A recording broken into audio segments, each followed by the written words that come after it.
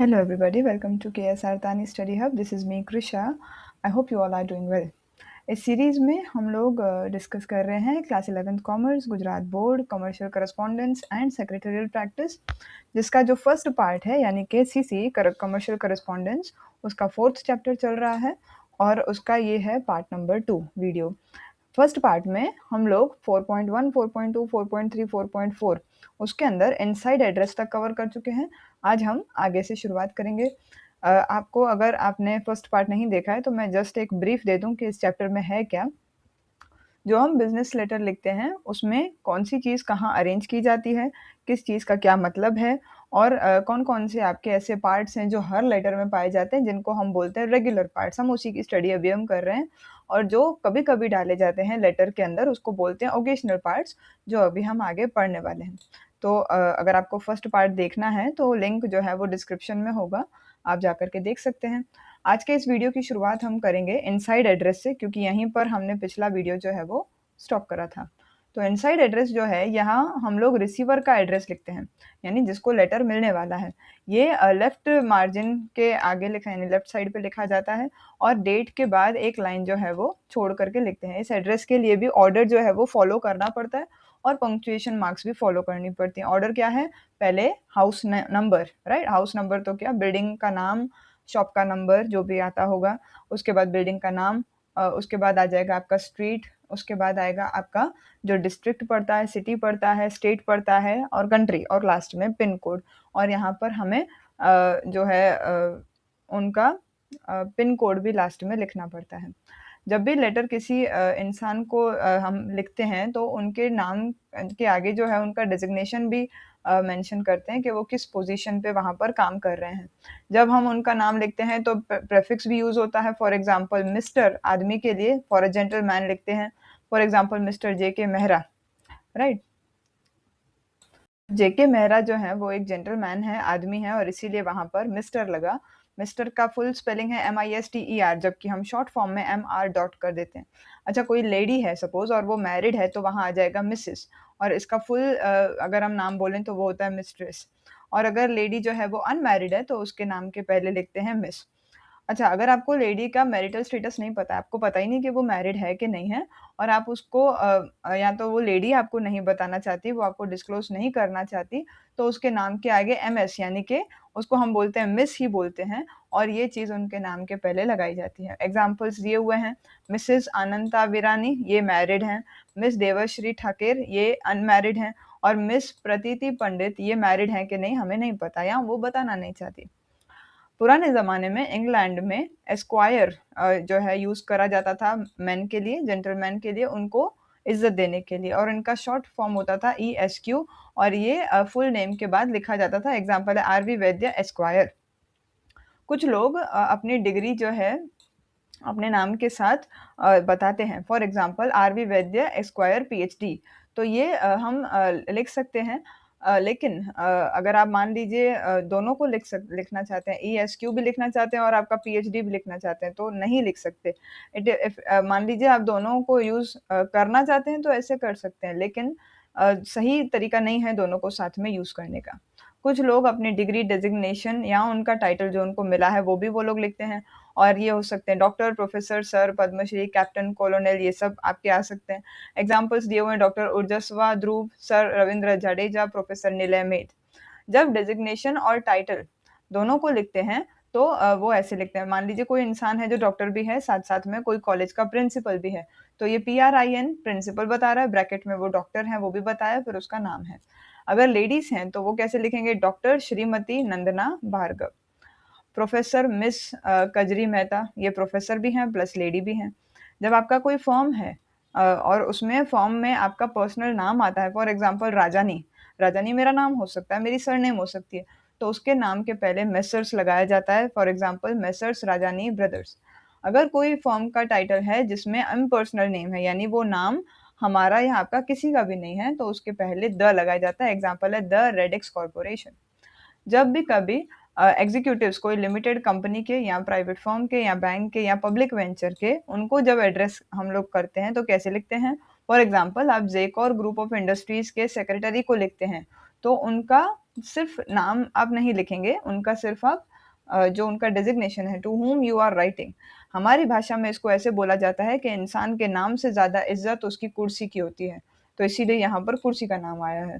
एक और एग्ज़ाम्पल है the manager state bank of India. Now for example मान लीजिए आप खुद इस समय मैनेजर हैं स्टेट बैंक ऑफ इंडिया के। 5 साल बाद आप स्टेट बैंक ऑफ इंडिया को छोड़ कर के कोई और बैंक के मैनेजर बन गए। तो कितने लोगों को बताया जाएगा कि मैनेजर का नाम बदल के ये हो गया। लेकिन अगर मुझे स्टेट बैंक ऑफ इंडिया के मैनेजर से काम है, तो I will only right the manager. State bank of India, Navrangpura, Ahmedabad. ये ऑर्डर आपको फॉलो करना ज़रूरी है। कॉमा यानी कि पंक्चुएशन मार्क्स भी लगाना ज़रूरी है। डन? चलो फिर नेक्स्ट जो पॉइंट आता है वो है द सैल्यूटेशन। इनसाइड एड्रेस के बाद लेफ्ट मार्जिन के नीचे ही एक लाइन छोड़ करके वर्ड ऑफ रिस्पेक्ट लिखा जाता है, जिसमें आप सामने वाले को कन्विंस कर रहे हैं कि वो आपसे बात करे, आप उसको रेडी करेंगे, है ना? इसी को सैल्यूटेशन बोलते हैं। जनरल ट्रेडिशन के हिसाब से भी हम कभी किसी से मिलते हैं, कुछ शुरुआत करते हैं बात करने की, तो हम बोलते हैं ना हेलो हाउ आर यू या हाउ डू यू डू, ऐसा सब हम शुरुआत में बोलते हैं। तो ये भी एक लेटर का ये जो है एक इम्पॉर्टेंट पार्ट है और ये अभी शुरुआत हो रही है। तो आपको सही तरह से रिसीवर को ग्रीट करना है। ये सैल्यूटेशन कैसे होता है? Dear sir, dear madam, dear mister Suri, my dear mister Thakker, these are the examples कि कैसे आप उनके साथ बातचीत को शुरुआत करेंगे। ये ये ध्यान देना है कि जो इसमें आप नाम यूज़ कर रहे हैं, ये इनसाइड एड्रेस का ही पार्ट है। उसके बाद सैल्यूटेशन आएगा, उसके बाद डियर आएगा और उसके बाद जो है नाम आप लिखेंगे। अगर कोई नाम आपको नहीं पता है, आप सिर्फ़ डेज़िग्नेशन से बात कर रहे हैं, एग्ज़ाम्पल था ऊपर द मैनेजर, तो फिर आप सिर्फ़ सर और मैडम लिखेंगे, उसमें डियर नहीं आएगा, ठीक है? अगर नाम पता है तो डियर आएगा, नहीं पता है तो सर या मैडम आएगा। जब भी लेटर को हम किसी ग्रुप को एड्रेस करते हैं, फॉर एग्ज़ाम्पल मैं अकेली 10 बच्चों को लेटर लिख रही हूँ, तो सैल्यूटेशन हो जाएगा जेंटलमैन, है ना? ब्रिटिश मेथड के हिसाब से कॉमा जो है वो सैल्यूटेशन के बाद आता है, जबकि अमेरिकन मेथड के हिसाब से कॉमा नहीं आता, पंक्चुएशन मार्क कोलन आता है, डबल डॉट्स जो ये हैं, ये भी कई बार पूछा जाता है। सैल्यूटेशन के लिए एक और इम्पॉर्टेंट चीज़ है वो ये कि आपका उस इंसान के साथ कैसा रिलेशनशिप है, ये भी आपको सैल्यूटेशन से पता चल जाएगा। आप अगर डियर लिख रहे हैं that means you know that person. आप अगर सर या मैडम लिख रहे हैं that means you don't know that person. Example, अगर आप ऑफ़िशियल कॉरेस्पॉन्डेंस कर रहे हैं, गवर्नमेंट के कोई आदमी को आपने लेटर लिखा है तो सर मैडम आप लगा सकते हैं। लेकिन जनरली आप डियर सर और डियर मैडम भी यूज़ कर सकते हैं। जब आपकी कोई इंटीमेट रिलेशनशिप है, यानी आप उस इंसान को बहुत अच्छे से जानते हैं, तो you can write my dear Khan. लेकिन यही सैल्यूटेशन है जो आपको बताएगा कि आप इंटरकनेक्टेड हैं कि नहीं हैं एक-दूसरे से। फिर आती है बात बॉडी ऑफ द लेटर की। बॉडी के भी आई थिंक 3 पार्ट्स हैं, है ना? हाँ, 3 ही पार्ट्स हैं, चलो। तो बॉडी जो है, ये इसके अंदर सबसे पहले तो ये किसके बाद आएगा? सैल्यूटेशन के बाद आएगा।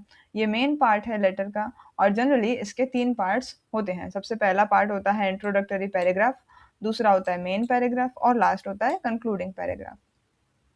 वो है इंट्रोडक्टरी पैराग्राफ, जैसा कि इसका नाम बता रहा है, इसमें हमने सामने वाले को लेटर लिखा क्यों है, what is the reason behind that कि अगर मान लीजिए और पहले मैंने उनसे कोई बातचीत करी हो, सपोज़ ये मेरा फर्स्ट लेटर ना हो, ये मेरा कोई सेकंड, थर्ड लेटर हो, तो मैं उनको याद दिलाऊँगी कि मैंने पहले भी आपको लिखा था, अर्लियर भी मैंने आपसे कुछ काम की बात करी थी या तो फिर कभी-कभी हम अपना खुद का इंट्रोडक्शन देते हैं।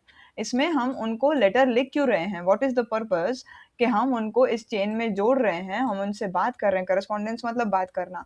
तो ये हम उसमें लिखते हैं कि हमने उनको लेटर लिखा क्यों है। जब हमारा लेटर सही से शुरू होता है, प्रॉपरली बिगिन होता है, तो ये हमारा एक अच्छा मैसेंजर बन के साबित होता है। दूसरा आता है मेन पैराग्राफ, ये सेकंड पैराग्राफ होता है।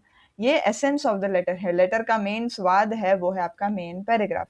यहाँ पर लेटर की थीम जो है पूरा मेथड से और डिटेल में लिखा जाता है। सही आपका सेंटेंस पैटर्न होना चाहिए, सही आपके वर्ड्स होने चाहिए और आप ये लेटर लिख क्यों रहे हो, इसी पर्पज़ से आपको इस पैराग्राफ को ड्राफ्ट करना है। सही तरह से आपका जो वर्ड का फ्लो है, फ्लो ऑफ वर्ड्स जो है वो सही वे में होना चाहिए। अगर सोल पर्पज़ यही है, तो आपका जो डिटेल्ड इन्फॉर्मेशन है या जो कंप्लीट इन्फॉर्मेशन है, वो यहाँ लिखनी है। मोर देन 1 पैराग्राफ आप यूज़ कर सकते हैं, बुलेट पॉइंट्स जो होती है ना, वो भी यूज़ कर सकते हैं। टेबुलर फॉर्म आप ले सकते हैं, जहाँ पर सारी चीज़ें प्रॉपर्ली अरेंज हो जाएँ। टेबल बना सकते हैं, टेबुलर फॉर्म का मतलब वो होता है। एक अटेम्प्ट किया जाता है कि हमारी जितनी इन्फॉर्मेशन है, अटेम्प्ट मतलब एक कोशिश करी जाती है कि हमारी जितनी इन्फॉर्मेशन है वो सही तरह से उनको मिले ताकि रीडर उसको सही से समझ पाए और उसका इंटरेस्ट हमारे में बना रहे, ठीक है? लास्ट आता है आपका कंक्लूडिंग पैराग्राफ। यहाँ पर लेटर राइटर जो है वो क्लियरली बताता है कि उसे अब आपसे क्या उम्मीद है, रीडर से क्या उम्मीद है, और धीरे-धीरे वो इस लेटर को ख़त्म करने की डायरेक्शन में जाता है। वो एक अगेन यहाँ कोशिश करता है कि जो आपका प्रोस्पेक्टिव कस्टमर है, यानी सपोज़ मैं आपको लेटर लिख रही हूँ, आप मेरे जस्ट नॉर्मल कस्टमर हैं, पर मैं कोशिश क्या करूँगी कि आप मेरे एक्चुअल कस्टमर बन जाएँ, ताकि आप मतलब आप मेरे एक्चुअल कस्टमर कैसे बनेंगे? मुझे उस लेटर का जवाब देके। यहाँ पर ये भी नोट करने जैसी बात है कि जो एक्सप्रेशंस हैं थर्ड पैराग्राफ के बाद, वो भी यहाँ पर लिखते हैं। For example thank you, awaiting an early reply from you, we await an early reply from you. ये जो थैंकिंग यू है, ये इनकरेक्ट है, थैंक यू करेक्ट है। Awaiting an early reply from you, ये अगेन इनकरेक्ट है, और we await an early reply from you, ये करेक्ट है। और ये कब आएगा? इस कंक्लूडिंग पैराग्राफ के लास्ट में। जो सारे मतलब जो पहले वाला एक्सप्रेशन है वो इनकरेक्ट है, और जो क्यों? क्योंकि वो कंप्लीट सेंटेंस नहीं है। करेक्ट और कंप्लीट सेंटेंस ही लिख करके आप उसको फुल स्टॉप दे करके एंड कर देंगे। बात करें कॉम्प्लीमेंट्री क्लोज की जो इसके बाद है, जैसे लेटर शुरू होता है ग्रीटिंग से, है ना? सैल्यूटेशन लिखते हैं, प्रॉपर नाम mister, missus, dear, sir, madam सब लिखते हैं। उसी तरह से इसको जब हम एंड करेंगे तब भी हमें एक सही एक्सप्रेशन लिखना होता है ताकि रीडर खुश हो जाए। ये एक्सप्रेशन इसको हम बोलते हैं कॉम्प्लीमेंट्री क्लोज, और ये हमारा जो सामने वाले के साथ प्रॉक्सिमिटी है, प्रॉक्सिमिटी का मतलब होता है what is the kind of range, किस तरह से हम उससे जुड़े हुए हैं, जैसा हमारा रिलेशनशिप है राइटर और रीडर के बीच का। तो ये भी कंपल्सरी पार्ट में आता है, सैल्यूटेशन, कॉम्प्लीमेंट्री क्लोज और नोट देखिए क्या है।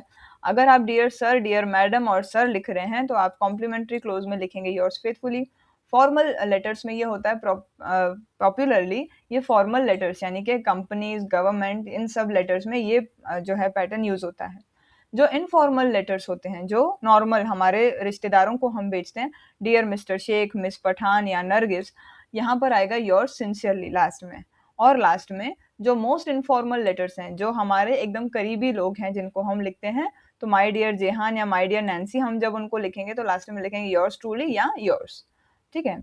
आपको कैपिटलाइज़ेशन और पंक्चुएशन मार्क्स का बड़ा ध्यान रखना है कॉम्प्लीमेंट्री क्लोज़ लिखते टाइम। कैपिटलाइज़ेशन का मतलब कौन-सा वर्ड कैपिटल होगा, कौन-सा नहीं होगा, और पंक्चुएशन मार्क्स मतलब कॉमा कहाँ लगेगा, कहाँ नहीं लगेगा। एग्ज़ाम्पल है, योर्स सिंसियरली में योर्स का जो वाई है वो कैपिटल होगा और कोई एपोस्ट्रोफी मार्क यहाँ नहीं आनी चाहिए। एस से पहले नॉर्मली लोग लगाते हैं, और सिंसियरली का एस हमेशा छोटा होगा, कभी भी स्मॉल नहीं होगा, सॉरी कभी भी कैपिटल नहीं होगा। एक कॉमा जो है, एक कॉमा हर बार एंड में लगाया जाता है। अच्छा, कॉम्प्लीमेंट्री क्लोज के बाद लेटर राइटर जो है अपनी सिग्नेचर वहाँ पर लिखता है या अपना पूरा नाम वहाँ लिखता है। कभी-कभी फर्स्ट, मिडल और लास्ट नेम के इनिशियल्स भी वो वहाँ लिखता है सिग्नेचर में, जो इल्लेजिबल है ना? और मतलब ज़रूरी है, और नेक्स्ट लाइन में उसको पूरा नाम जो है ब्रैकेट में लिखना पड़ता है। सिग्नेचर जो है हमारे लेटर को ऑथेंटिकेट बना देता है। ऑथेंटिकेट का मतलब कि हाँ, ये साबित हो गया कि इस लेटर को इसी इंसान ने लिखा है। और जो मैटर लिखा है, पूरे लेटर में जो भी चीज़ें लिखी हैं, और जो राइटर की जो सिंसियरिटी है कि हाँ, राइटर ने यही बात आपको बोली है, ये सब साबित हो जाता है। ये एक और बात बताता है कि राइटर ने पूरे लेटर में जितना भी लिखा है, वो पूरे दिल से लिखा है। सिग्नेचर जनरली हैंड रिटन होती है, और अगर लेटर कंप्यूटर जनरेटेड है, तो डिजिटल सिग्नेचर का, जिसको हम डीएससी बोलते हैं, उसका इस्तेमाल किया जाता है। एग्ज़ाम्पल है जेएम मकवान, ब्रैकेट में उन्होंने अपना नाम लिखा है। जब राइटर खुद सोल ओनर होता है फर्म का, तो वो ऐसी अगर साइन करेगा तो एम के सुनील राज ऐसा उसका नाम वो नीचे लिखेगा। अगर पार्टनरशिप है, तो सपोज़ कर लीजिए एक पार्टनरशिप फर्म है सिंगाल ट्रांसपोर्ट, जिसमें 4 सपोज़ पार्टनर्स हैं। तो वो यहाँ पर लिख देगा फॉर सिंगाल ट्रांसपोर्ट, यानी सिंगाल ट्रांसपोर्ट के लिए चारों पार्टनर्स के बजाय ये एक ही पार्टनर है जो साइन कर रहा है, जिसका नाम है मुन्ना सिंह यादव। पर प्रो सिग्नेचर या पर प्रो रेशियोनिम, ये एक और बात है जब कोई पर्सन हायर पोस्ट पे होता है फर्म में या इंस्टीट्यूट में, और वो अपनी ड्यूटीज़ पे इस समय नहीं है। तो जो इंसान इस पूरे ऑफ़िशियल वर्क को ध्यान में रखता है, या उसकी जगह पर जो इंसान काम कर रहा है, उसको ऑफ़िशियली एक दिया जाता है कि हाँ, आप अलाउड हैं, मेरी जगह पर आप साइन करिए। ऑफ़ कोर्स ये एक लीगल फ़ॉर्मेलिटी के बाद ही होता है। फॉर एग्ज़ाम्पल मैं इस समय काम नहीं कर रही हूँ, मेरी जगह कोई और काम कर रहा है। तो मैं उस इंसान को, जब तक मैं अपने काम से दूर हूँ, मैं उसे अलाउ करूँगी कि आप मेरी जगह पर साइन कर लीजिए। कभी-कभी जो अलग-अलग डिपार्टमेंट के हेड होते हैं, वो भी अपने बिहाफ़ पे किसी दूसरे को साइन करने का दे देते हैं कि इतने सारे काम हम नहीं देखना चाहते हर रोज़, आप मेरी जगह पे छोटे-छोटे मैटर्स खुद ही हैंडल करा करिए। तो ऐसे केसेज़ में इसको हम नॉर्मली बोलते हैं पावर ऑफ अटॉर्नी। मैंने मेरा पावर किसी और को दे रखा है, that is generally defined as power of attorney, signature के लिए, और इसको यहाँ पर क्या बोलेंगे, सिग्नेचर पर प्रोक्यूरेशनिम। ये जो प्रॉक्सी इसको हम बोलेंगे प्रॉक्सी सिग्नेचर, ये नेसेसरीली ये कभी होगी जब सामने वाले ने लीगल प्रोसीजर को पूरा करा होगा, यानी कि उस इंसान के साइन आने से पहले लीगल प्रोसीजर होगा। पर प्रो सिग्नेचर ऐसे लिखी जाती है, योर्स फेथफुली, यहाँ पर पीपी पहले ही लिखा हुआ है, इसको हम बोलेंगे per pro. The Oscars chemical limited, RM Parmar, manager in sales department. अब बात करें ऑप्शनल पार्ट्स की जो कभी-कभी आते हैं, ठीक है? ये ओकेशनल या ऑप्शनल पार्ट्स हैं जो हर लेटर में नहीं पाए जाते। सबसे पहला है पर्सनल एंड अदर नोटेशंस। जब लेटर राइटर जो है वो रिसीवर को एक अच्छा अटेंशन देना चाहता है, या उसको उसका वो ध्यान खिंचवाना चाहता है, या इस मैटर को वो कॉन्फिडेंशियल रखना चाहता है, तो वो कुछ ऐसे वर्ड्स लिखेगा ताकि उसका ध्यान वहाँ जाए। Example, urgent, personal, confidential, priority, ये सब बोल्ड लेटर्स में लिखे जाएँगे या दूसरे कलर की इंक में लिखे जाएँगे। कभी-कभी ये एक्सप्रेशंस जो हैं अंडरलाइन भी किए जाते हैं। अच्छा, अर्जेंट का मतलब बहुत जल्दी काम करिए। पर्सनल यानी this thing should be between you and me, या कॉन्फिडेंशियल का मतलब भी यही होता है कि मैं जिसको लिख रहा हूँ बस उसको ही पता होना चाहिए। और प्रायोरिटी यानी बहुत सबसे पहले इस पे ध्यान दीजिए। और ये क्यों लिखे जाते हैं? ताकि सामने वाले का ध्यान इसके ऊपर जाए। इसको कभी-कभी अंडरलाइन किया जाता है, कभी-कभी बोल्ड में लिखते हैं या अलग कलर की इंक से इसको लिखते हैं। और इसके कारण कोई और दूसरा इंसान उसको नहीं खोलेगा, या तो लेटर जो है वो उसी इंसान के पास जाएगा जिसके पास ज़रूरी है। और ये एडवाइस दी गई है कि ये नोटेशंस जो हैं नॉर्मली एनवेलप के ऊपर ही लिखे जाते हैं। दूसरी आती है अटेंशन लाइन। लेटर राइटर जो है वो एड्रेस लिखने के मतलब एड्रेस तो एक पार्ट ही होता है, पर जब वो किसी पर्टिकुलर इंसान को देना चाहता है, तो वो इस चीज़ पे ध्यान दे और नीडफुल जो भी चीज़ें हैं वो करें। तो वो जो नेम है उस इंसान का, उसको यहाँ पर अटेंशन लाइन में लिखा जाता है जिसको देना है। For example, for the attention of Shri Amarendra Pargi. ये अमरेंद्र पारगी अनंत ट्रेडिंग कंपनी के अंदर काम करते हैं, लेकिन हम किसको भेजना चाहते हैं ये लेटर? श्री अमरेंद्र पारगी को, तो इसीलिए हमने ये अटेंशन लाइन लिख दी। जनरली ये इनसाइड एड्रेस और सैल्यूटेशन के बीच में आती है, और एक एग्जांपल उसका यहाँ पर नीचे दिया हुआ है। बात करें सब्जेक्ट लाइन की, तो सब्जेक्ट लाइन हम क्यों लिखते हैं? ताकि हम बता सकें कि हमने लेटर लिखा क्यों है, पर्पस क्या है लेटर लिखने का। जो है रिसीवर जब अपनी बात लिखना शुरू करता है, उससे पहले ही वो मेन थीम ऑफ लेटर लिख देता है। और मेन थीम ऑफ लेटर से होगा क्या कि सामने वाला, पढ़ने वाला पहले ही समझ जाएगा कि ये लेटर किस बारे में है। ये या तो इनसाइड एड्रेस और सैल्यूटेशन के बीच में लिखा जाए, या तो सैल्यूटेशन और बॉडी के बीच में लिखा जाए। कभी-कभी सब्जेक्ट लाइन जो है उसको अंडरलाइन किया जाता है या बोल्ड लेटर्स में लिखा जाता है। एग्जांपल दिया है, subject wholesale purchase of pulses and grocery. Subject normally email address में कंपल्सरी होता है। ईमेल्स जो हम भेजते हैं उसमें होता ही है।